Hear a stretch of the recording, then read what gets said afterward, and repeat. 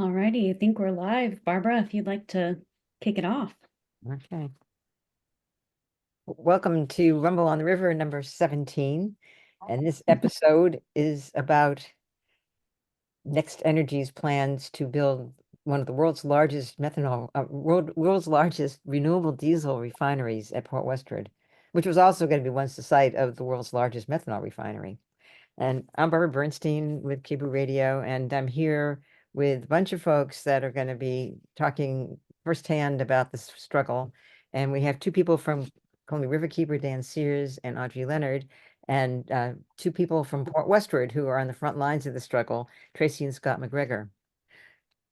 Okay, let's want to start with land acknowledgement. We recognize the unique and enduring relationship that exists between Native people and their traditional territories.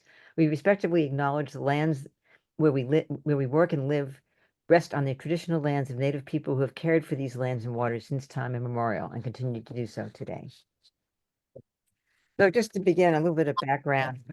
This is coming from, and I also want to let you know, look at this. These are all the people and all the organizations that have been co-sponsoring the Rumble on the River, which is now about to enter its third year of operation. And I'm just going to very quickly mention, since late 2022, Rumble on the River has presented 16 free community forums in neighborhoods throughout Portland. The Rumble focus has been on the critical energy infrastructure of the CEI hub in Portland. Rumbles bring together expert voices to lay out the potential hazards of having 90% of Oregon's fuel and a mix of toxics stored within Portland's city limits on a seismic liquefaction zone. Other forum topics have included Columbia and Willamette River ecosystems, false climate solutions to climate disruption, transportation, urban forestry, shade equity, risk bonding, nuclear energy, and salmon restoration. So welcome. So I just wanted to start, just to give you a little bit of background about where I'm coming from, this struggle, and how and why I'm here tonight. I've been reporting on the impacts of the fossil fuel industry on our well-being here in the Northwest for over 10 years. So I just want to take you down memory lane. You might remember Tesoro Savage's plan to build North America's largest oil-by-rail terminal in Vancouver, Washington, which I think the plan started in 2013. And while at the same time, people in Tacoma were fighting the Northwest Innovation Works proposal to build the world's largest methanol refinery in Tacoma, which was swiftly defeated. But then NWIW shifted its focus to Kalama and Port Westward. And this was one of a long number of proposed fossil fuel projects, some of which actually manifested briefly, most of them which were never happened. It's been the story of Port Westward for a couple decades now. And Port Westward is a magical point of land in the Columbia River Estuary. You're going to learn more about it as we proceed through the evening. And then, of course, there was Jordan Cove LNG and the Pacific Connector gas pipeline on the southern Oregon coast, which was defeated after a 17-year struggle. Meanwhile, in Portland, we've been fighting Zenith Energy's oil trains that have been going through Portland for 6.5 years. But less known to many of us along the Willamette River is Next Energy's proposed renewable diesel refinery, again targeted for Port Westward.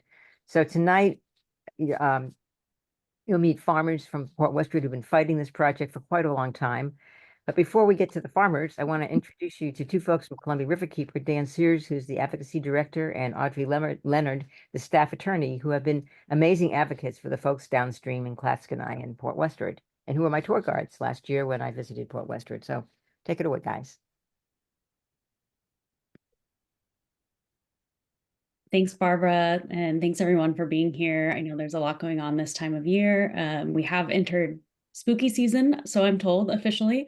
So unfortunately, the story is also going to be a little bit spooky, but we'll try to give you some good action items to engage with. And yeah, so today we're going to be talking about the proposal for the next refinery at Port Westward, emphasis on the quotation marks around renewable here for reasons that I will get into shortly. Next slide. And first, I just wanted to talk a little bit about Columbia Riverkeeper. For those of you who might not be familiar, our mission is to protect and restore the water quality of the Columbia and all life connected to it. We take a very broad approach to this mission. So my work within our fighting fossil fuels program area not only tackles individual project proposals, but also works on climate policy and ways to advance the just transition. Next slide. So this first slide is to get us situated in the location of this proposed refinery. So this is in the Columbia River Estuary. This estuary is extremely important for fish, especially fish who travel between the ocean and fresh water. So it's very important for these fish to be able to acclimatize to the different types of water that they're moving between. The Columbia River Intertribal Fish Commission has some really excellent resources on this area and on the different types of fish, as well as the tribes who have been stewards of this area since time immemorial. Next slide. So this is zoomed in a little bit closer to the area that the next site is proposed for.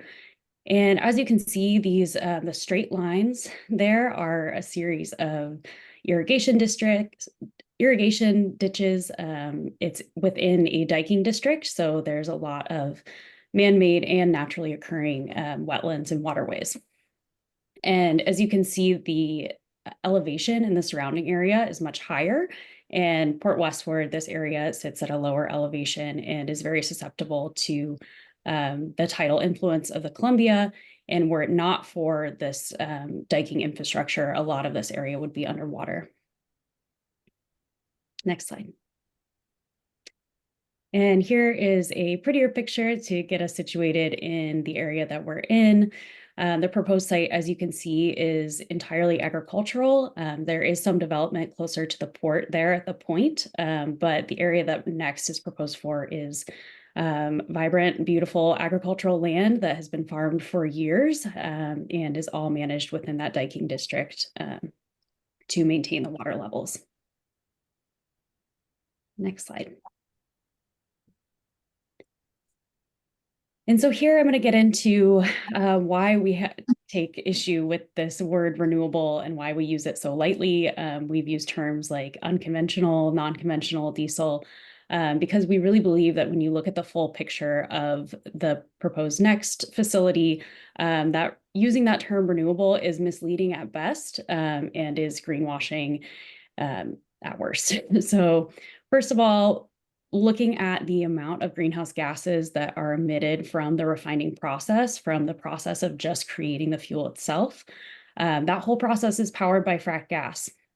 And in 2022, DEQ issued NEXT a permit to emit 1 million tons of greenhouse gases per year. That would use the same amount of fracked gas as the city of Eugene on an annual basis, making NEXT one of Oregon's biggest greenhouse gas polluters. And second, I want to talk about what goes into actually making this quote unquote renewable fuel, because it depends a lot on the products that are used to make it. So are they going to be using truly waste products like fish grease or used cooking oil, like a lot of NEXT materials out there claim that they will, or will they be using a purpose-grown feedstock like soybean oil or corn oil that's shipped in from the Midwest and has a much higher carbon footprint because of what it takes to produce that product, refine it, transport it by train, and then create it using fracked gas into a quote unquote renewable product. So diesel can be made out of truly waste materials and be low carbon. But making diesel from these purpose-grown feedstocks is a lot more carbon intensive, and it burdens our food systems and our landscapes.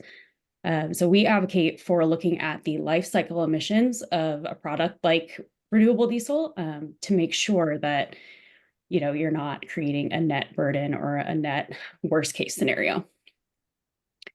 The end use is also really important to look at. Renewable diesel does burn cleaner, but again, the life cycle emissions of creating a product, if it burns cleaner and creates all of these extra emissions in the meantime, who are bearing those burdens? So those local impacts from the refining process are major. And it's really important to take a holistic look at a facility like this. And in this case, NEXT will ship its finished product via barge, creating more emissions from the Port of Columbia County to the Pacific Ocean to markets in California and Asia. And it's uncertain how many or how much of its end product would actually be used in Oregon. Dan, if you have anything to chime in here, you're welcome to as well. Okay, next slide, please. And so regardless of your personal view on the role of quote unquote renewable fuels in the transition to a cleaner economy, um, I just really can't emphasize enough how this proposal is just the worst case scenario for this particular site. And so this slide shows just a taste of the truly vibrant agricultural community at Port Westward and all of the hard work that these farmers put into creating access to food and locally grown food that is just stunning and beautiful and is really the lifeblood of this community. Next slide. And another example of this is the Great Vow Zen Monastery that is across the road from the proposed site of the next facility. The monastery is up on this beautiful hill and would be at eye level with next flare stack if it's built. So something like that would truly degrade the peace and the serenity that's necessary for a place like this to exist. I think that about the numbers of people who live here on a regular basis and then people who come in for silent retreats are really astounding, the mark that this place has on so many people's lives.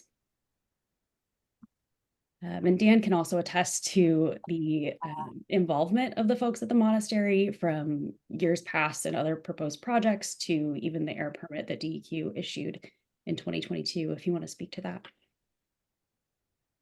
Yeah, industrial development at Port Westward, at least in my involvement, has been going on as a proposal now for over 20 years, which is pretty shocking when you think about it, beginning with a liquefied natural gas terminal that was proposed and then pipelines to go with it. Like Barbara said, a huge methanol refinery, 2 coal export terminals that would have brought in long trains of coal, an ethanol refinery that was built and then went bankrupt and turned into a train terminal for oil for a period of time until the community objected. And I want to do some show and tell briefly. This is from 2014. These napkins were made for a farm-to-table supper hosted by Scott and Tracy. And this is from 2014 when the community was pushing back on many of these things at once, coal terminal, methanol refinery, and the prospect of oil trains ramping up, as well as a gas pipeline very close by. So the story of Port Westward is infused with resistance from the farmers who've reached out and worked in collaboration with people who are adamant about protecting uprail communities, people who would be along the rail lines now proposed for big feedstock deliveries.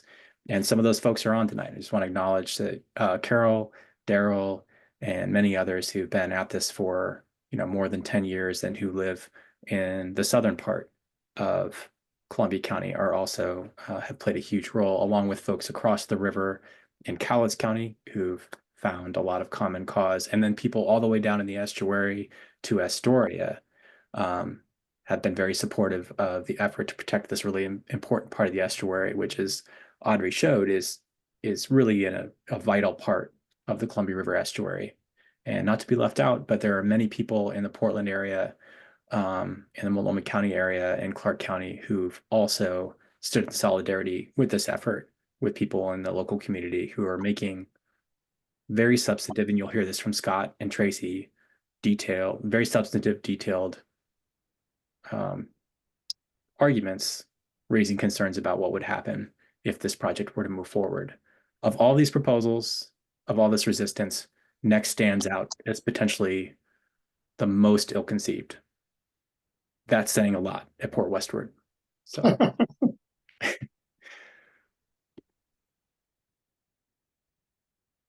Thanks, Dan. You can move to the next slide. So obviously, with a huge development of a refinery like this, there are going to be a lot of permits involved. So this slide is just a smattering of those. The first 2 were obtained in 2022. So the first one is the Department of State Lands Removal Fill Permit. This permit authorizes NEXT to fill 100 acres of wetlands and create 400 plus acres of man-made wetlands. So that to some people might sound like a pretty good trade-off, but I would encourage you to again think about the hydrology of this area and how delicately managed the diking infrastructure is. So creating a bunch more wet, soggy land, which in some ways would have benefits, actually could harm the surrounding farmlands. So we don't know a lot about how that will affect the diking district as a whole. And then, of course, adding 100 acres of cement to a very soggy area, what that displaces is very important to think about. Again, the air permit authorizes them to operate via fracked gas and be a major emitter. And then right now, DEQ has a draft permit out for the Clean Water Act Section 401 water quality certificate, and that's currently out for public comment. I'll get more into detail in that shortly. And there's a county land use process. So we actually have challenged the original county land use approvals, and we're kind of in round 2 of challenging the rework of NEXT site design and the county's second approval of that. So we're currently appealing that at the Land Use Board of Appeals after winning in 2022. Additionally, the Army Corps has a major process to go through with the Clean Water Act Section 404 permit, which requires a draft environmental impact statement that's expected in mid-2025. So that will be an extensive comment period and an extensive process that the Army Corps goes through to create that environmental impact statement and issue that permit. There's also this last one here is a sort of wonky, unheard of sometimes permit process that involves protection of the surrounding levees. So we have a lawsuit against the Army Corps of Engineers right now because they are not currently requiring NEXT to get a permit for all of the construction activity that's going to be happening on top of the levees. So all the heavy trucks and machineries that they're driving on the roads that sit atop the levees, the Army Corps has a responsibility to make sure that activity doesn't harm the structure and have impacts on surrounding farmland. Next slide. And again, just coming back to the community that would be harmed by this project, this is farmer Warren Seeley, who farms some really beautiful mint out at Port Westward.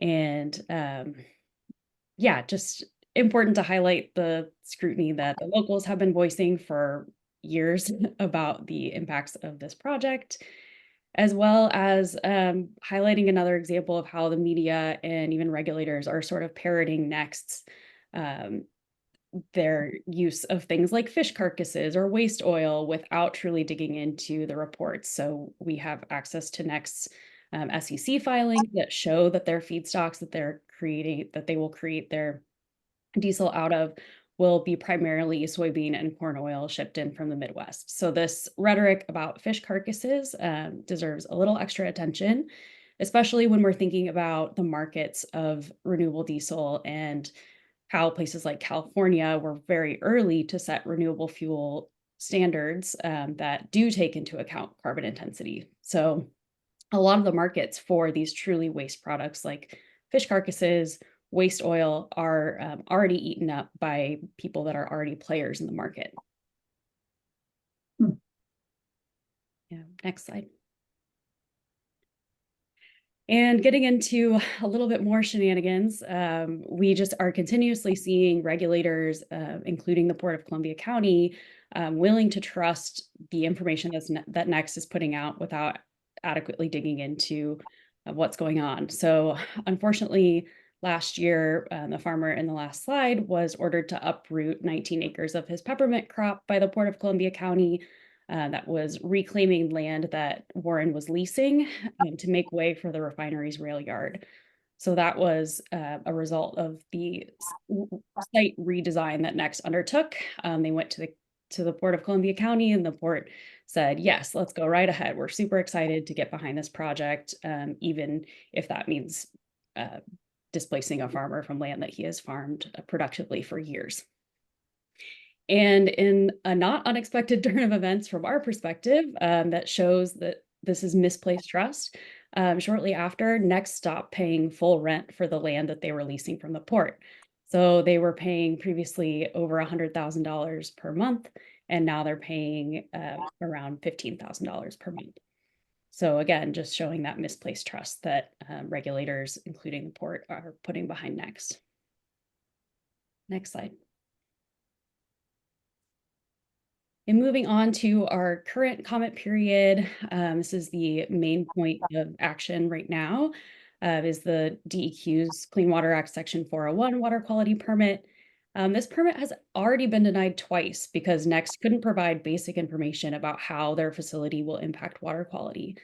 And unfortunately, DEQ's draft permit that was put out in September really doesn't cut it, does not guarantee that the permit will be protective of water quality. And in fact, DEQ overlooks many aspects of the activity that it's required to consider, including water quality impacts from their stormwater ponds, ensuring that those stormwater ponds will actually retain the pollutants, especially in times of flooding in this very flood-prone area.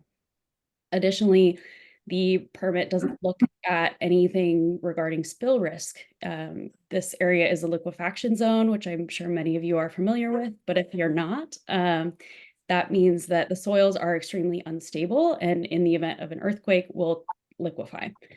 So anything that's sitting on top of those soils would also, it would cause a major spill, especially with all of that refining equipment and fuel storage.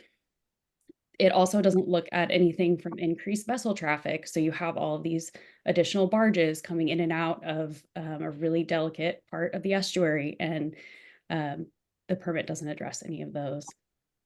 But comments are due next Friday on the 25th, and we are working to get some technical comments into DEQ, but I think it's also very important for them to hear from the public and understand that people do not want this sort of facility near the Columbia. Next slides. Yeah, so we have an active petition on our website to Governor Kotek. We will have a QR code at the end of this presentation that you can link to that and fill it out. You can submit your own written comments. And I also have a blog post that sort of categorizes the distinctions between the statements that Next has been making and what they want people to believe and what the actuality is. So a lot of times it can feel like there's a lot going on. There's obviously lots of different permitting processes. And for us, it's been really important to track down the truth and be able to provide those side by side. So a little plug for some writing that's on our website. Next slide.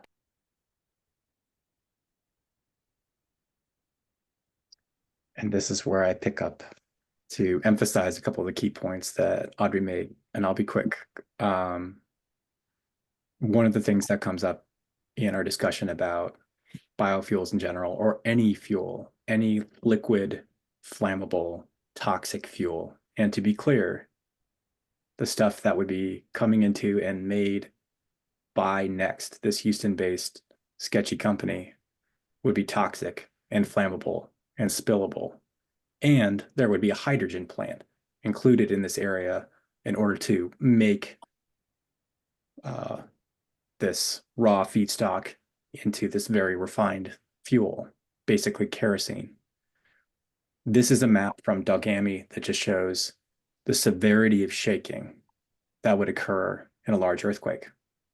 So when this event is called Rumble on the River, it's called that for a reason. It comes out of the experience of people in Portland who are saddled with a really bad problem, which is a whole bunch of flammable, toxic liquid fuel stored on shaky ground next to very sensitive water that people need for all kinds of reasons, including for salmon.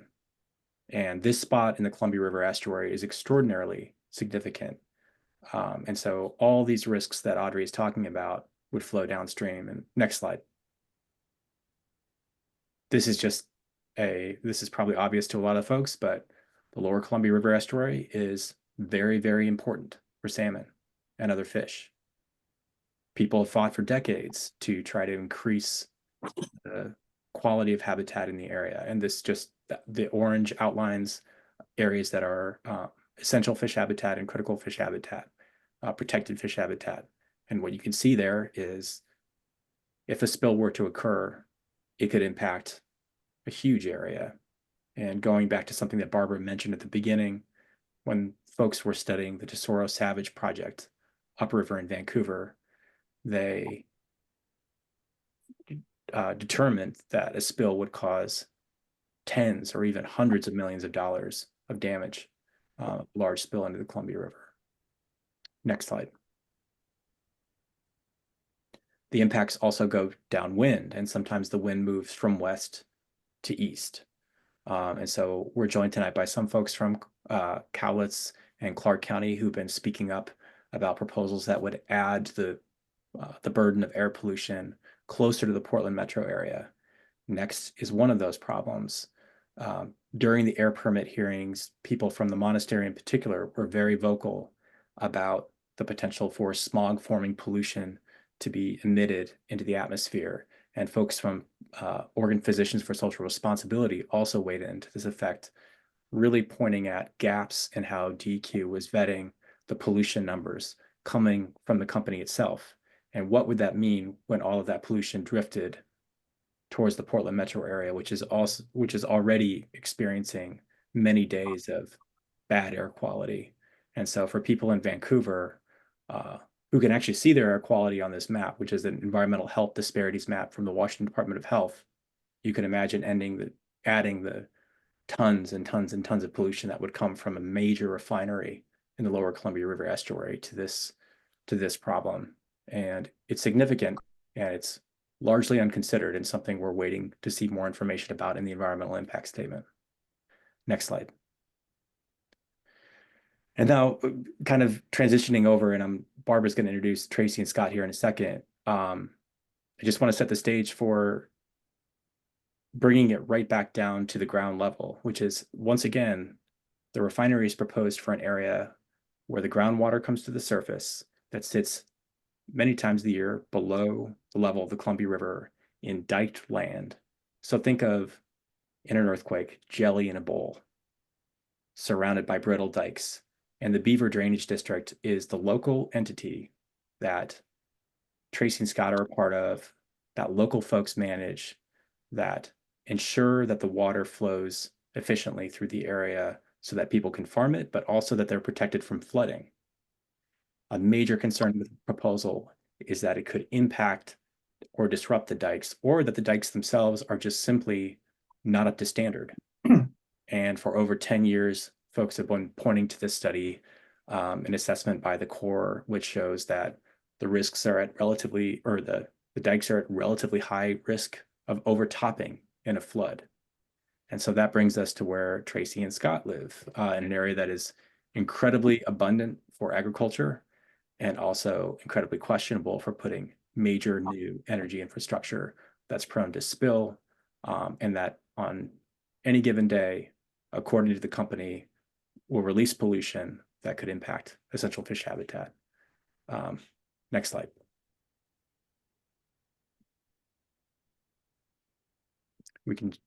This is Bradbury Slough.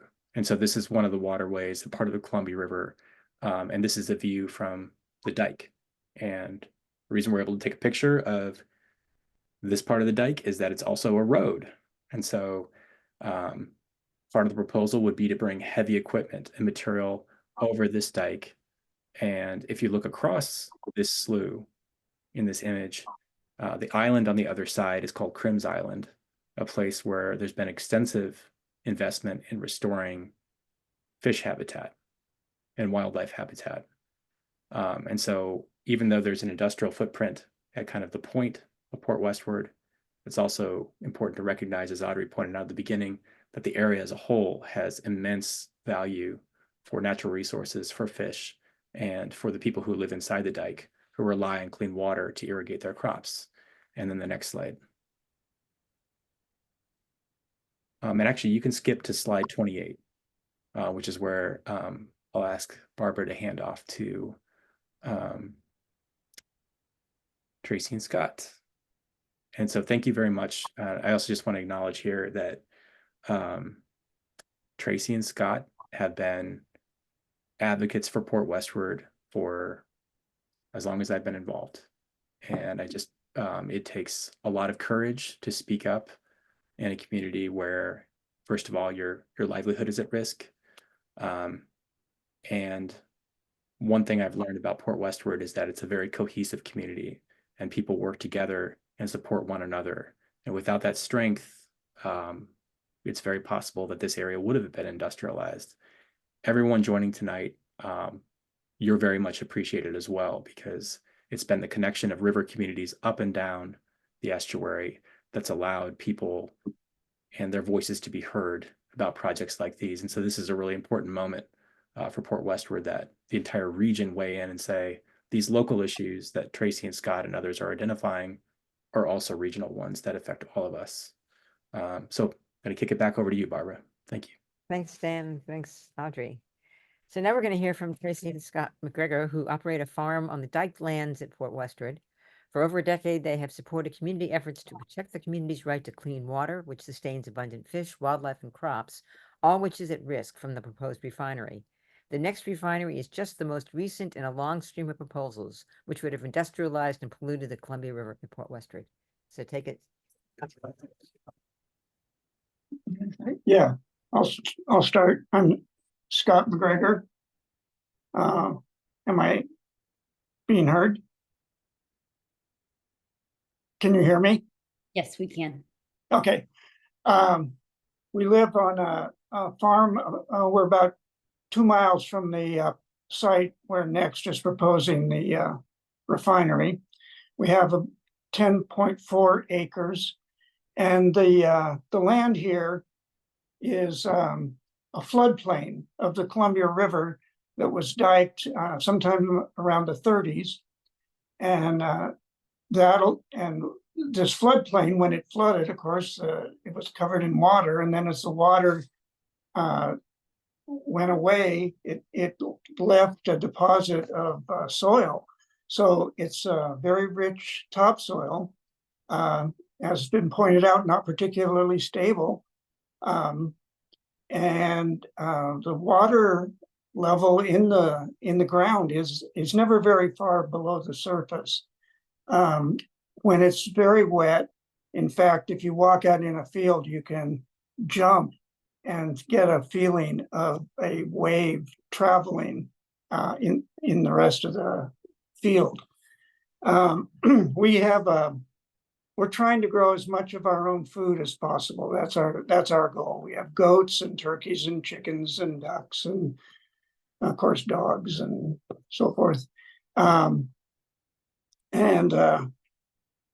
So we're real interested in stuff that is sustainable, and that gets to the biggest issue I have with NEXT is that this is a non-sustainable kind of thing that's very dangerous. Most of the people around here have small farms, at least big gardens, rely on the soil to provide a lot of their food. And you mentioned Warren Seeley, and he farms next door to us. And when he had to rip up his mint to make way for the next rail yard proposal, can you see this? Can you see what I'm holding up? Anyway, he turned up a bunch of stone artifacts, which were from when the Indians were fishing in this area. These were buried stone fishing weights. And it speaks of a time when sustainability was how it was. And that's where we're in danger of losing that. And not just locally. The global impact is not good. So I'll end with that for now. And I'm Tracy. I live with Scott. Warren is our next door neighbor, and he is also the president of the Beaver Drainage Improvement Company, which is where all the folks around here are a member. And they're in charge of pumping and maintaining the dikes, or not the dikes, the drainage system, which is the waterways. And many of these farmers are critically dependent on these waterways for feeding cattle, for example. And that high water table that we're talking about is fantastic, because for the farmers, that means there isn't a need to go watering, which is often in other farms that are up on higher elevations. That is often a huge problem where you have to water your crops. Our farmers here, especially with the bigger crops, don't necessarily have to water because the water table is so high. And that water table is interconnected with these drainages, and water doesn't discriminate. It flows, and if there's any kind of pollutant in it, it moves from place to place, and it could move very quickly. And one of the things that's been suggested is that, or that they're planning on doing, NEXT is planning on doing, is this mitigation site, which will drastically affect the entire drainage system, as you can imagine, and disrupt what has been in place for many years, and that most of the farmers depend on. And any kind of disruption in the system. We have a neighbor, Wendy Schmidt, who and her husband, who another neighbor cleaned out, or what did they do? They changed. They put in a new culvert. They put in a new culvert, and it affected their drainage. And so now they lack the water in their drainage that they used to depend on to keep their cattle in place. So these events can have an enormous effect on the waterways, and the Beaver Drainage Improvement Company needs to know what these designs are that are proposed and to approve them, because it will affect all of the farming activity out of here.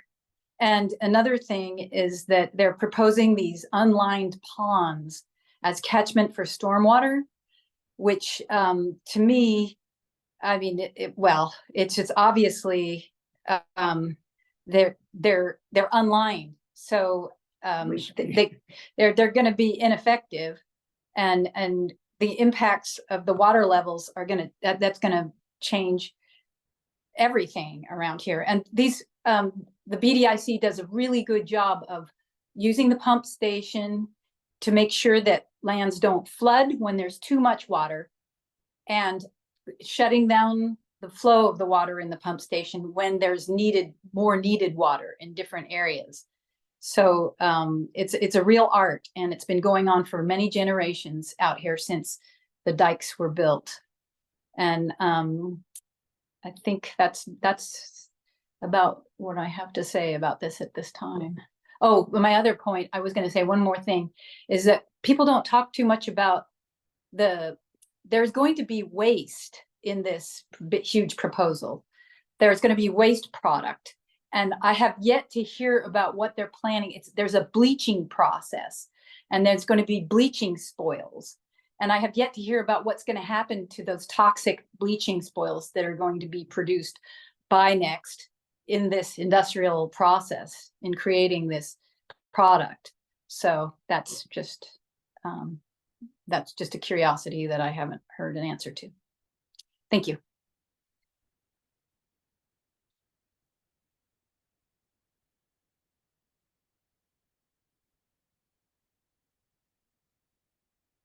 I think we can go to the next slide. Oh, Barbara, I believe you're muted.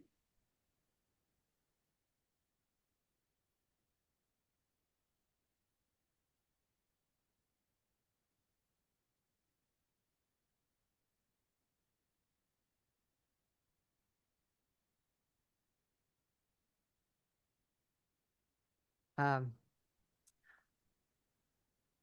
a little confused. How do we get people to actually be able to ask questions? Yeah, so there's a button at the bottom of everyone's screen that says Q&A, and that's a question box where people can put some questions in. I think we have several in here. Yeah. Okay, so I'm going to ask the question and then,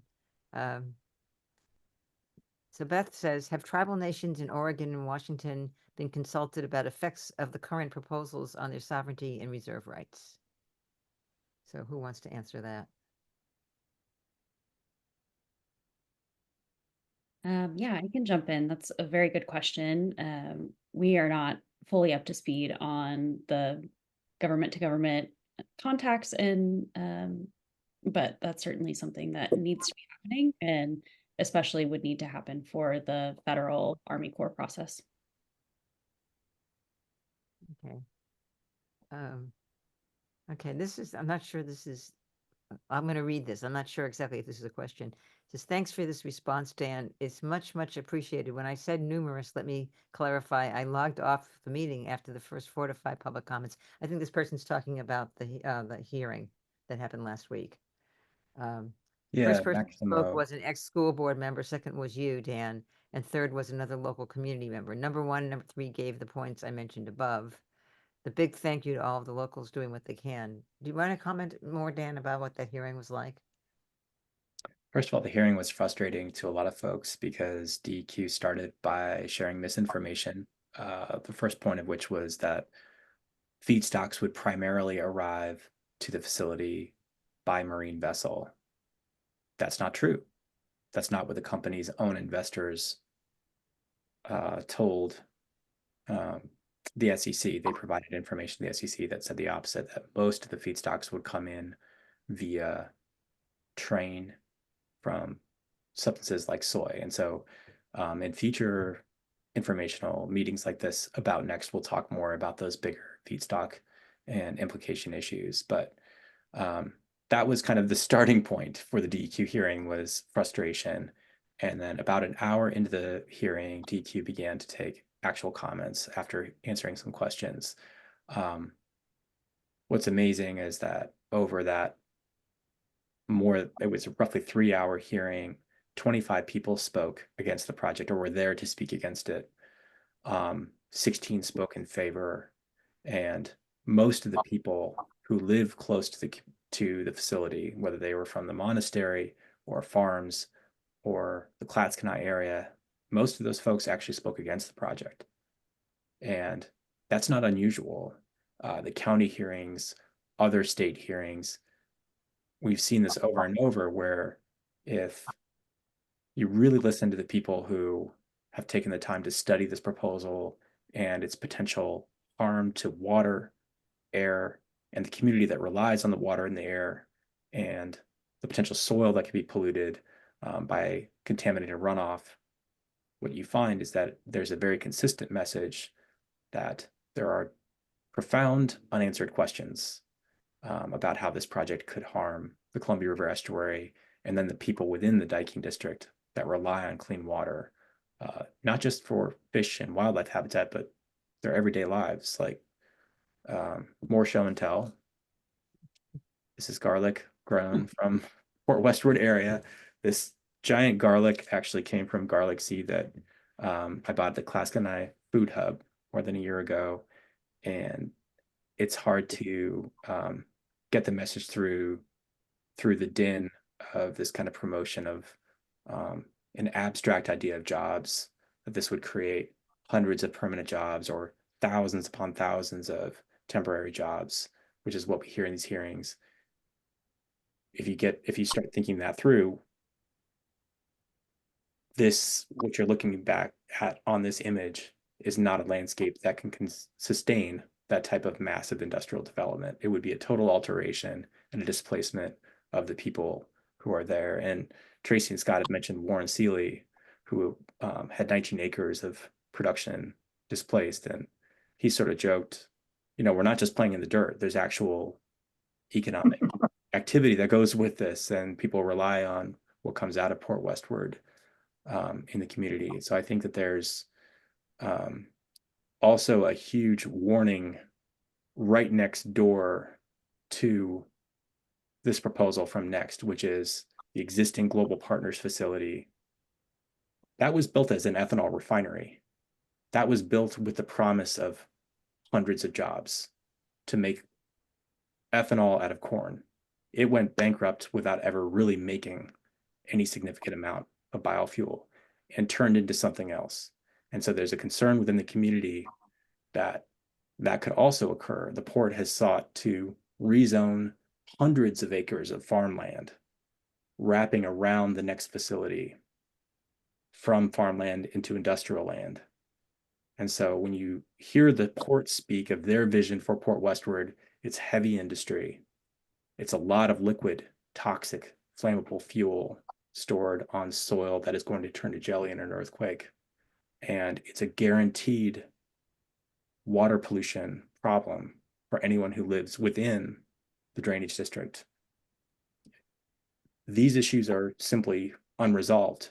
And to our understanding, they are unresolvable. And that's why this project should have been canceled a long time ago. DQ's proposal to approve this just makes absolutely no sense to us.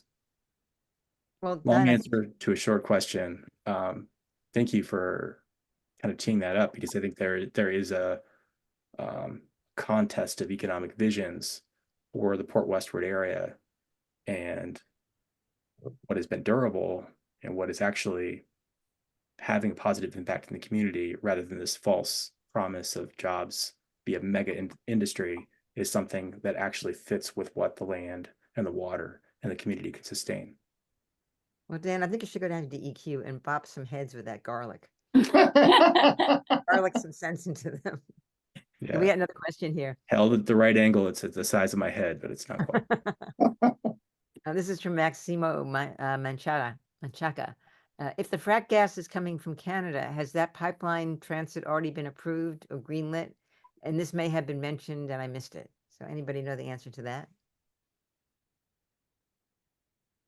That fracked gas infrastructure is in place. Yes, they would be drawing fracked gas. There are two pipeline systems that really meet at Port Westward. One managed by Northwest Natural that comes down from the mist storage field in the Coast Range, another that comes from the Clatskanie side and actually crosses the river to Port Westward. Their proposal to use 14.2 million cubic feet of gas per day, as Audrey said, is roughly on par with the city of Eugene's usage. That's a lot of fracked gas. And that's the floor. If they didn't recycle propane produced in the process back in, they would actually use over 20 million cubic feet of gas per day. And so fracked gas plays a huge role in powering the facility, but also becoming the actual hydrogen. It's the source of the hydrogen that goes into the fuel that turns into that that diesel molecule that they're so proud of, that they say burns so clean. You know, part of that, though it burns cleaner at the engine, part of that comes from fracked gas directly. Another side of that also, because the so-called renewable diesel is not as an efficient a fuel as fossil diesel, and so you have to burn more of it. And my understanding is that the emissions are just cut in half. So if you're burning more of it, the advantage of the lower emissions begins to decrease.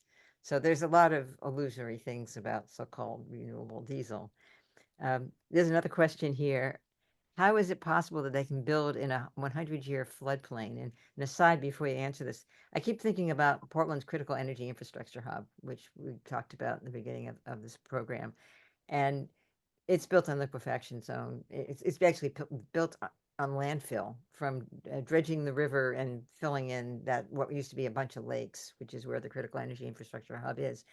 And it looks to me like what they'd like to do at Port Westward is to make a mini CEI hub. Bring all the same problems that Portland has, and let's put them out at Port Westward. And that Portland's CEI hub is also in a 100-year floodplain. So anybody know the answer about how they can get away with this?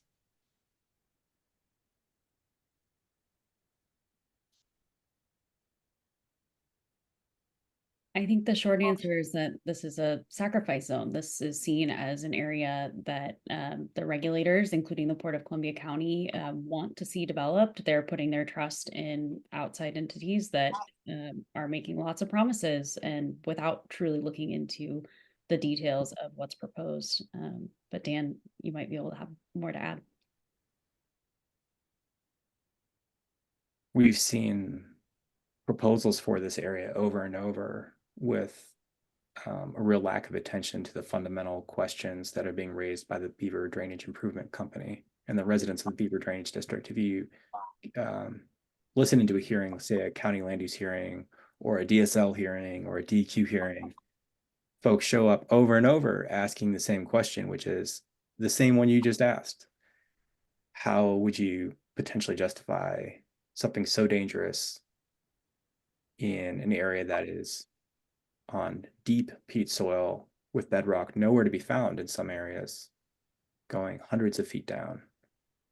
And Scott and Tracy can speak to this, but local folks describe as a heavy truck drives over the dikes, which also serve as roads, people's homes physically jiggle and wobble if they're very heavy loads during, say, timber harvest in the area.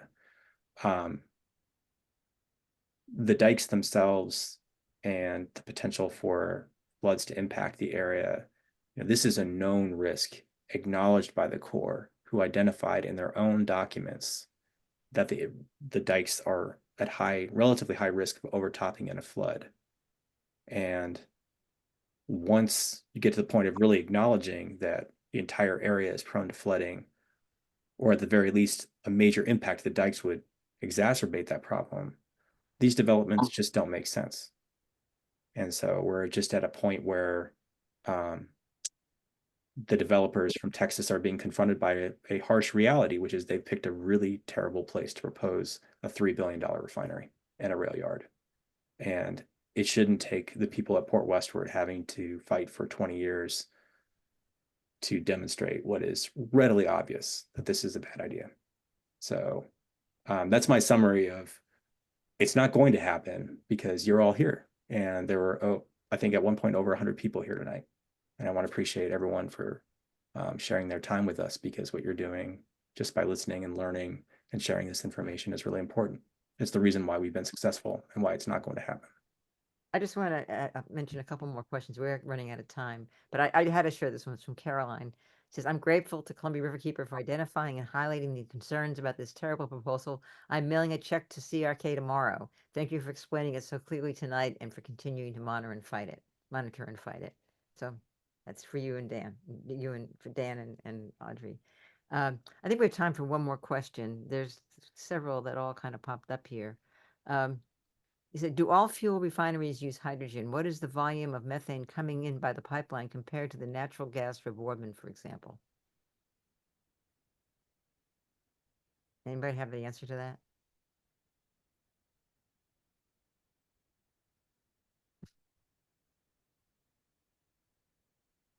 Dan, I might have you jump in on this one.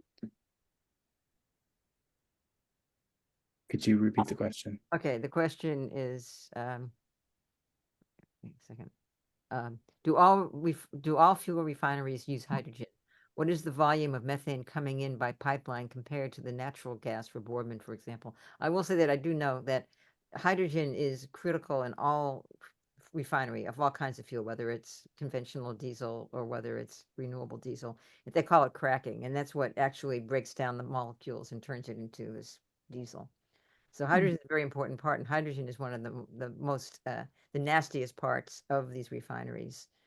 They explode, they flare, they make horrible noises, and it'd be a pretty intensely awful thing for the locals to have to live with. The comparison with Boardman, if you're talking about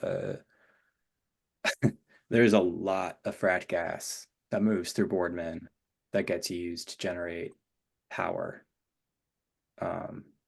And it's, I would say, yeah, no, it's a much larger amount than would be used at this refinery, just in raw numbers.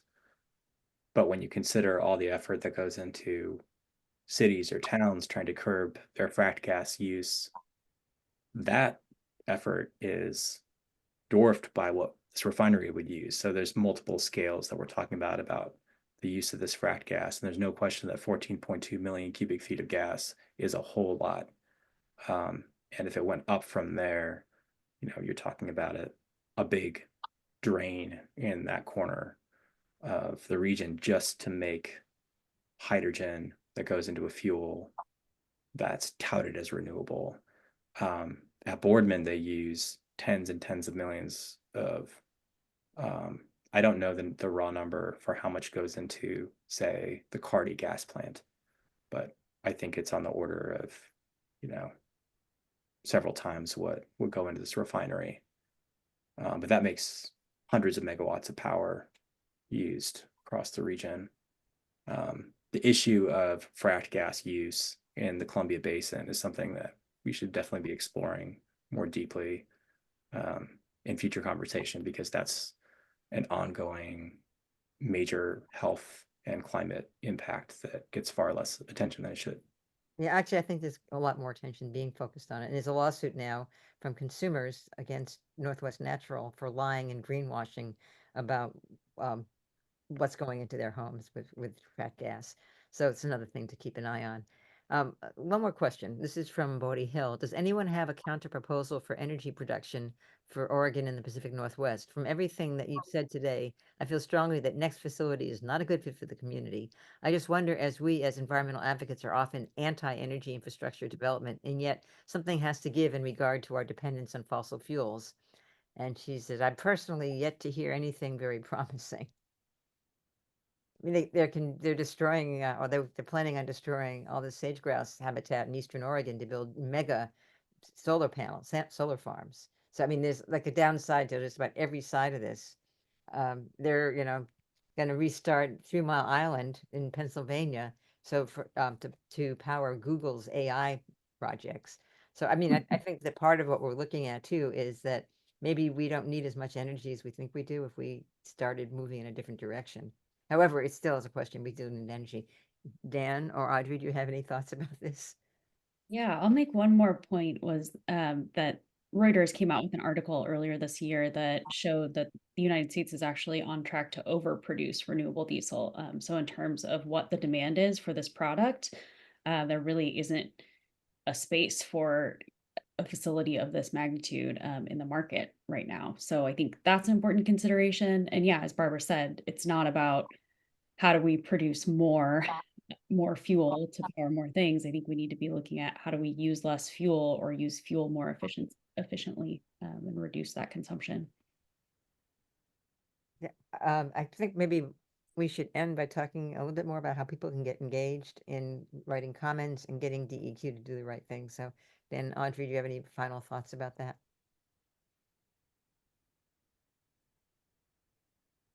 Sure. So we have this QR code that goes to the petition page for this project. That petition will be sent to Oregon DEQ and Governor Kotek. It's really important to make these regulators aware that the public understands the risk at stake here, and that the community is not being listened to and not being heard. So really lifting up the voices of those who would be directly affected by this.